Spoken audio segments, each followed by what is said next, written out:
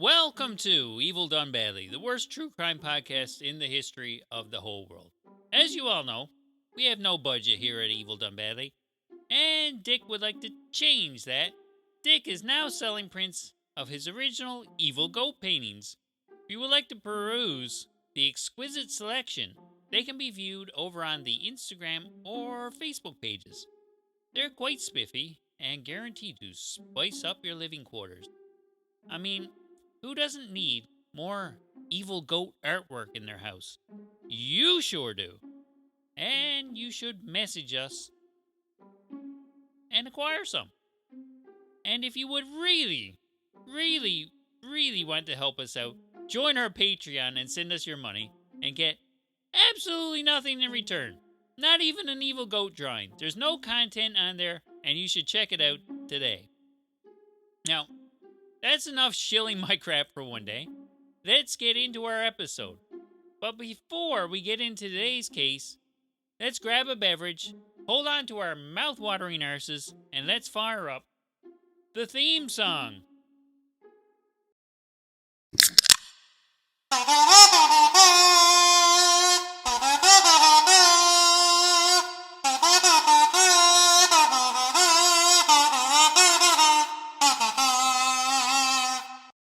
This episode of Evil Done Badly is brought to you by the wide world of paranormal investigations and ridiculous thrifter groups over on Facebook.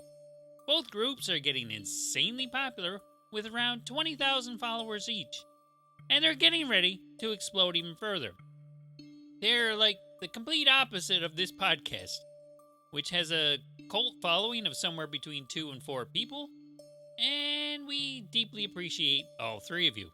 Anyways, if you're into paranormal weird stuff or thrift comedy, check them out. And now let's get back to the show. It's the morning of October 12th of the year 2000, and 48-year-old Texan Mary Morris kisses her husband Jay goodbye and heads to work at the bank. It's just another day as far as they are concerned, and there's no reason to think there's anything going on anyway out of the ordinary.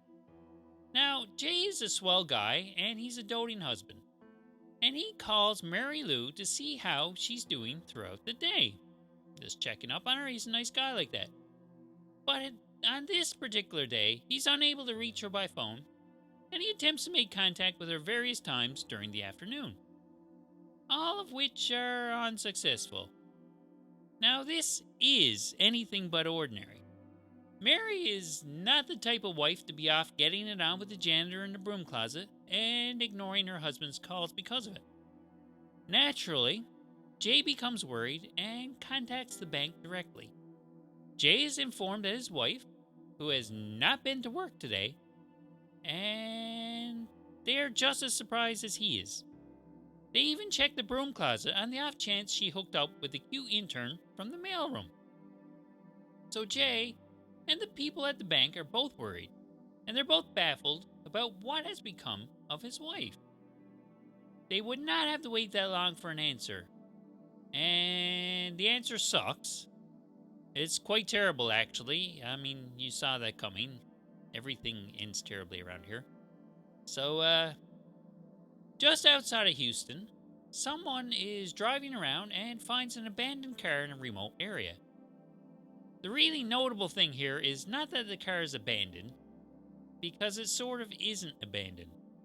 The car actually contains one occupant, and that occupant is the charred remains of Mary Lou. The car had been set on fire earlier that day, and, well, it didn't look like a suicide. It was ruled a murder, even though poor Mary's body was burnt so badly they could not determine the cause of death. They did establish, however, that her purse and wedding ring were missing from the crime scene, so that might be important, but it's of no help right now. Normally, you'd look at Jay, the husband, and assume that he had something to do with it. I mean, the spouse is always suspect number one, and holy crap, boy, this guy is, well, he's quite the suspect. He's so much of a suspect that absolutely nothing involved in the case wouldn't indicate any kind of means or motive for Jay being responsible for his wife's death. There were no signs of marital distress, no outside affairs, no insurance payouts, no drug problems, or any of the usual reasons people knock off their spouses for. And as far as anyone knew, everything is fine between Jay and Mary Lou. She was well liked, financially and professionally successful, and had no known enemies. I mean, Jay is a swell guy, as I said earlier, and there's no indication that he had anything to do with his wife's death. I know appearances can be deceiving, but at this point in the investigation, he might as well be the mayor of Swellville. It appears that he's one of the least cuntish people we've ever had on this show. So where does that leave us? That leaves us a little light on the leads here. You've got one burnout car, one murder victim, and one squeaky clean husband. Squeaky clean husband, and absolutely nothing to go on. It's as if someone just randomly dropped down from a different planet, did a bunch of nasty stuff, and disappeared. It's just bewildering. Now, it's the year 2000, and not everyone is peering down at their phones and playing Angry Birds just yet. I mean, if they're lucky, they might have a Nokia with Snake on it. If you've ever played Snake before, you know that you can only spend so long trying to avoid eating yourself before getting bored shitless. Anyways, at this point, the police and everyone are all standing around scratching their arses and wondering what the fuck is going on here. Just let me clarify that I'm confident that the arses on these people are nowhere nearly as mouth-watering as the arses on our listeners. You're all incredibly sexy, and thanks again for being here. They're also standing around arguing about where they're going to eat tonight because they're all a bit peckish, and Uber Eats also does not exist yet either. So on the 16th, 4 days later, something even more mind-blowingly unbelievable occurs, and that throws the whole non-existent investigation into a tailspin. So, let's go back to the scene of the crime, where Mary Lou was originally found, and look around a bit, and see what we can turn up. If we go back 4 days later to where the car and Mary's remains were found, we will find another car with a woman's remains in it. Now, it's not the original crime scene from 4 days ago. The CSI people didn't just leave poor Mary Lou out there and forget to clean it all up. It's a whole new crime scene. Different car, different woman. And what the fuck just happened? Now we've got two almost identical murders. And it gets even more uncanny when you realize that the remains at the new crime scene belong to a woman. A woman named Mary Morris. Now, not Mary Lou Morris, like we've already talked about. Mary McGinnis Morris. What are the fucking odds? Well, not as long as you might think. So, let me explain in the most convoluted way possible. So, another Mary Morris, she gets killed in her car approximately the same location as the last murdered Mary Morris. This Mary Morris had been shot in the head, and the gun used was sitting on the passenger seat next to her. It appeared that whoever was responsible attempted to make it look like a suicide, but everyone knew that was horseshit right off the bat. The gun that was used was registered to, and was originally tucked under the driver's seat by her husband, Mike. Now, this Mary Morris, who's married to Mike, was a 39-year-old nurse, and also well-liked, financially secure, and very good at and dedicated to her profession. She had everything going for her, and had no apparent reason to want to commit suicide. So, who would do this? And why would Mary be driving around with a gun under her ass in the car? The story goes like this. Mary got along with everyone, except for one of the male nurses at her hospital that had recently come on board. This guy was such an asshole that she told her friends that this guy, who was named Dwayne Young, was capable of hurting her and possibly even worse. She genuinely feared this guy and was positive that one day he was the one that snuck into her office, rearranged all her pictures, and scrawled "death to her" on a sheet of paper. Now, she took that to mean that this Dwayne Young dude wanted her, Mary McGinnis Morris, to be dead. So this is some seriously psycho stuff. So this is apparently why her husband, Mike, had bought her the handgun and showed her how to use it before sticking it under the car seat. So we know where the gun came from. But what else do we know about the day in question?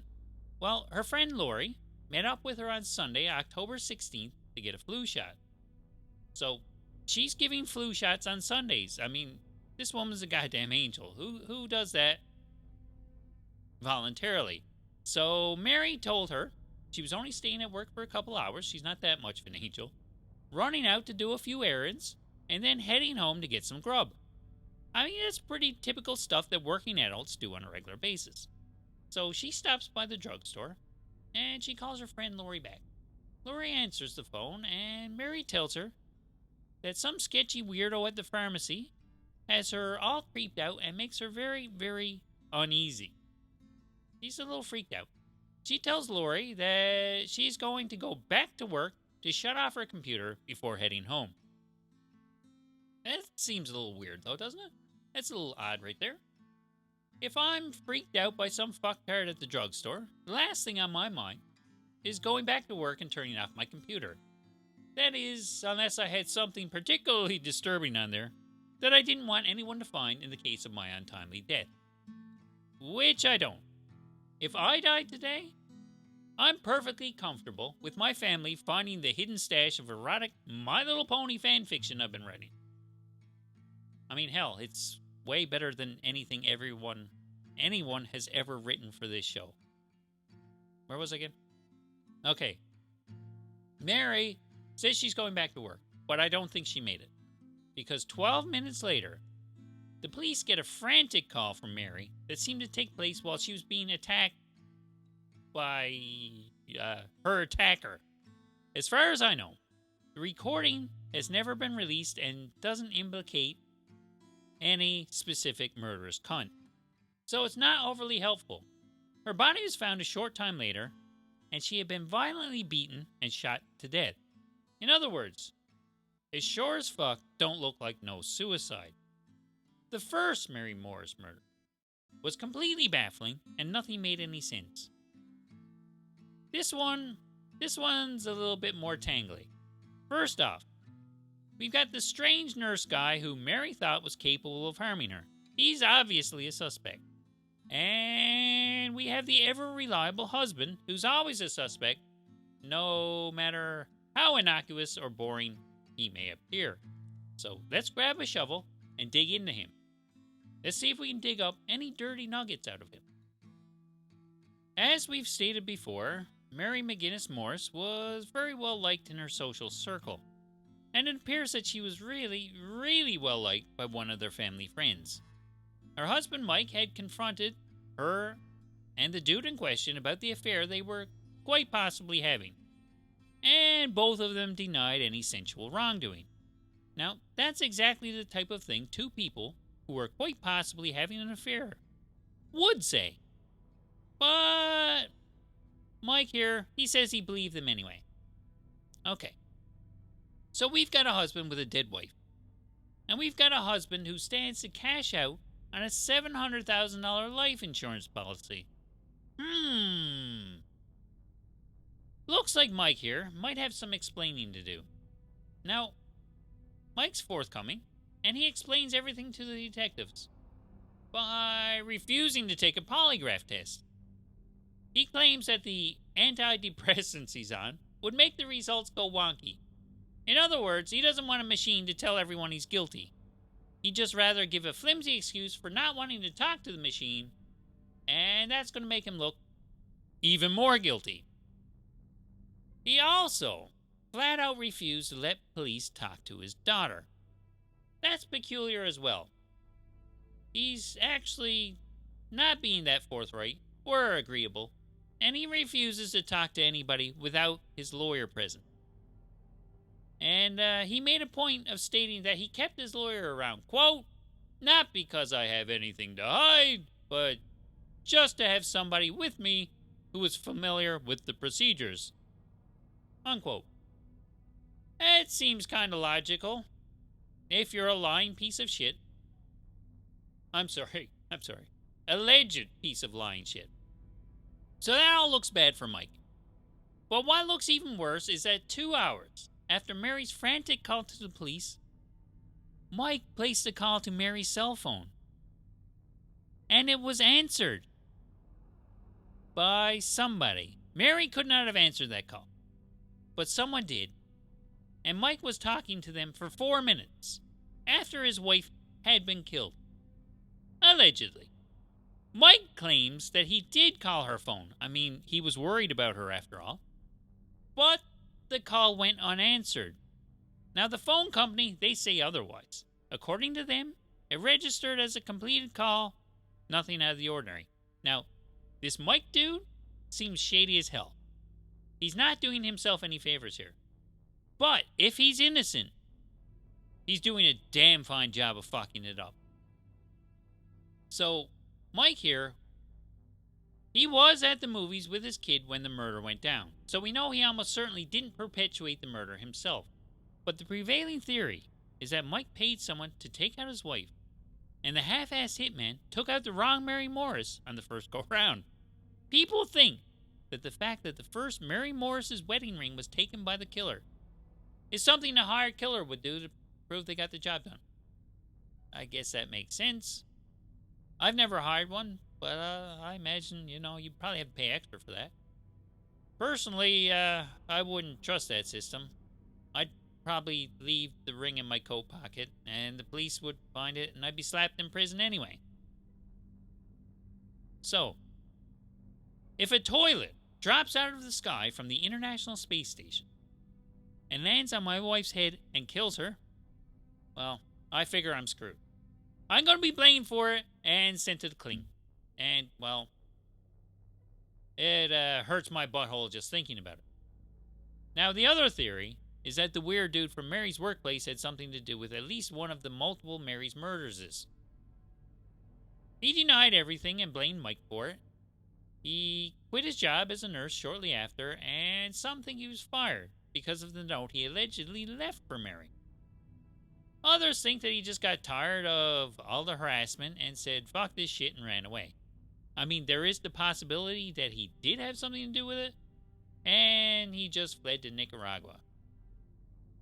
Who knows? Now, depending on who you ask, the police don't believe there's a connection between these two cases.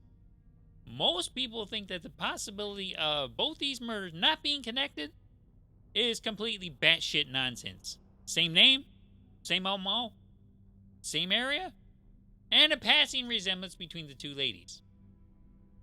It makes it look like, they're definitely related. So, this case has never been solved, but both the co-worker and Mike, they are both under suspicion for this. And if you have any information about this case, please get in touch with someone who can do something about it. Not me, because I'm useless. If this were a movie, I think you could really jazz up the ending by adding this here twist. Remember the swell guy Jay who was married to the first Mary Lou? He could wind up being responsible for the whole thing. He could have sent out the hit on his wife, and then got the other Mary Lou killed as well. Just to make people think the first one was a botch hit ordered by someone who wanted the other Mary Morris dead. And, I mean, that's what we all think. We do think that the second husband ordered the hit on the Mary Morris and went wrong.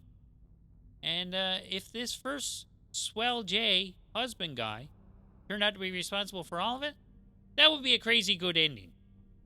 I mean, you gotta look out for those swell guys. You can't trust them at all. He's too swell not to be up to something. Now, for the record, I have no reason to think Jay had something to do with it. Except for this little tidbit of information that I purposely forgot to mention earlier. The day after the first Mary's murder, the Houston Chronicle receives a call from an unknown male stating that someone had killed the wrong Mary Morris. I don't know why this didn't come out and shed some light on it while it was happening, but either way, it's there. So, in other words, this makes the first murder seem all the more random, and there would have been no logical reason for her to be killed. I mean, the more random it looks, the less likely it is that someone in her social network will be zeroed in on as a suspect. And this includes Swell J. Then, when another Mary Morris gets killed, it just validates what the guy said to the Chronicle. Mary McGinnis Morris looks to be the true intended victim, and poor Mary Lou Morris is just an innocent bystander who got caught up. Everyone involved with the first Mary murder is immediately forgotten about because it's just a random, inept murder of the wrong woman by a dumb hired hitman. At least that's how it seems. All attention then gets laser focused on Mike, the second husband, and the weird guy from the hospital, and away from Swell J. It could be perfect. And while this is technically possible, I don't think this is the case, but it would make for a nifty plotline, though. So someone is a cunt in this story, and I'll leave you to figure that out on your own. And there you have it. Another pitiful episode of the worst true crime podcast ever. Evil Done Badly is in the books. If you would like to reach out and suggest future episode topics, we can be reached on Instagram or YouTube at Evil Done Badly, or by email at evildonebadly@gmail.com. Thanks again for stopping by.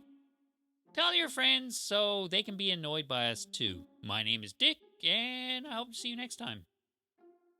Buy some of Dick's Evil Go pictures. They're very wholesome. Later, y'all.